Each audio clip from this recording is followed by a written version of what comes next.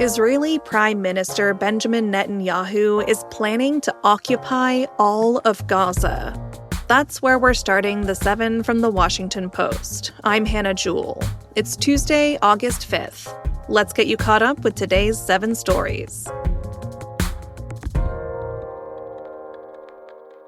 In a statement released by his office yesterday, Netanyahu said he would convene his security cabinet this week. He indicated that he would be seeking the full takeover of Gaza. Israel says it already controls more than 75% of the Palestinian territory. The majority of Gaza's more than 2 million people now live in tent encampments in the southern part of the enclave, and mass starvation has taken hold under an Israeli blockade of food. The Israeli military has mostly refrained from operating where it thinks Israeli hostages are being held. But Netanyahu's new plans would change that, and that has the families of hostages worried.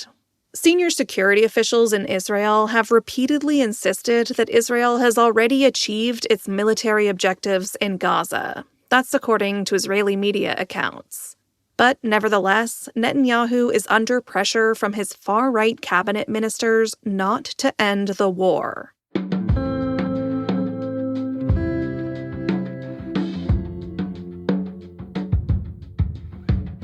Number 2 is a Post exclusive. There is fresh infighting in Defense Secretary Pete Hegseth's team. Yesterday, the Post reported that a top aide to Hegseth tried to oust a senior White House liaison from the Pentagon. Ricky Berea is Hegseth's acting chief of staff, and Matthew McNitt coordinates personnel policy. And it seems the two men had a scrap last week. It appeared to be rooted in Berea's frustration with pushback from the White House as he has attempted to fill positions in Hegseth's office. Adding to the drama, the White House has refused to let Berea take over the powerful chief of staff job on a permanent basis. Officials at the White House are said to have intervened when Berea tried to get rid of McNitt. They effectively blocked the move.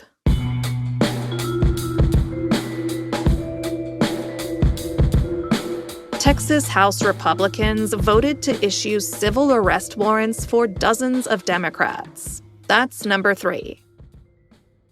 I told you yesterday that many Texas Democrats had left the state in an attempt to delay a Republican effort to redraw the congressional map. At President Trump's urging, Republicans want to give themselves 5 more safely red seats in the U.S. House of Representatives.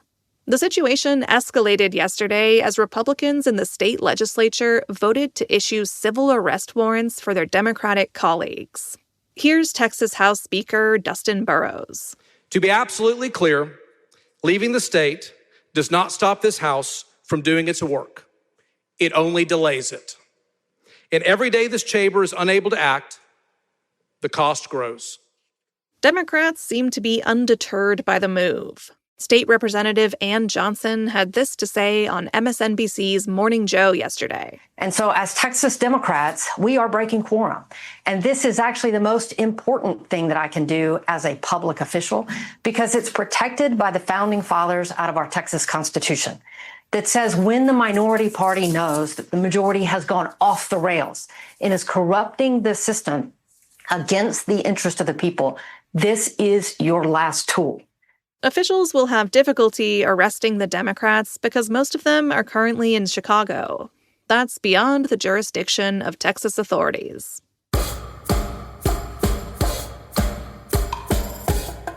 Number 4. The U.S. will require some foreign visitors to pay bonds of up to $15,000 for entry. This month, the State Department is set to start running a pilot program. It would require some foreign travelers to pay for a reimbursable visa fee. It's supposed to deter people from staying in the U.S. longer than they're allowed to for business or tourism. Many details are still unclear, including exactly which countries would be targeted. But officials said it will be aimed at nations with high rates of visa overstay. Several countries in Africa, as well as Haiti, Myanmar, and Yemen, had some of the highest overstay rates recently. People from countries that participate in the visa waiver program would not be required to post the visa bonds. That exempts travelers from 42 countries, including much of Europe, Australia, Taiwan, and Israel. Number 5. Los Angeles County has a meager budget to respond to disasters. Los Angeles County is the most populated county in the U.S., and it's at high risk for disasters including earthquakes and major wildfires, like those that destroyed entire neighborhoods in January. But documents seen by the Post show that the county only has a paltry budget for its office that manages natural disasters, major emergencies, and other hazards like cyber attacks. Operating finances for the county's Office of Emergency Management were only about $15 million in a budget sheet last year. That's shockingly low, especially when compared with similar major municipalities. For example, the emergency management budget for Manhattan is about $88 million. And the Office of Cook County in Illinois, which includes Chicago, had more than $130 million in funding for fiscal year 2025. And LA County is no stranger to catastrophes. It has declared 74 disasters over the past 20 years.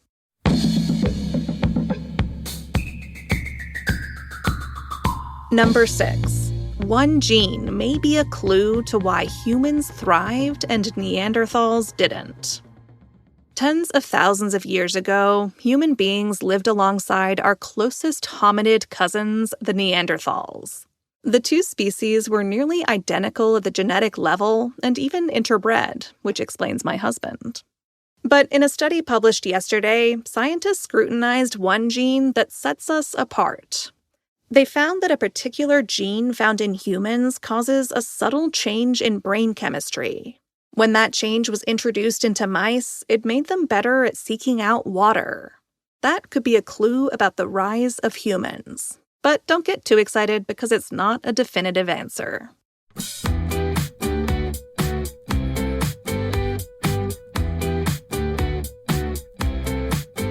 And at number 7. Scientists said they figured out what's turning 6 starfish into goo. Over the past decade, an unknown wasting disease has killed billions of starfish, reducing them to puddles of goo.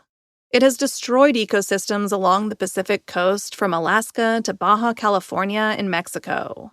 Fewer starfish has led to a surge in their food, which is sea urchins.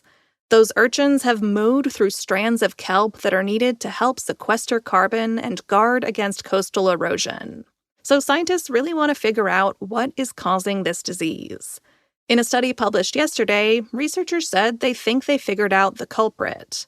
They think the disease is caused by a bacterial cousin of the pathogen behind cholera. Other scientists are skeptical of the finding. But if the new research is right, it could help plans to breed disease-resistant starfish and restore their critical ecosystems.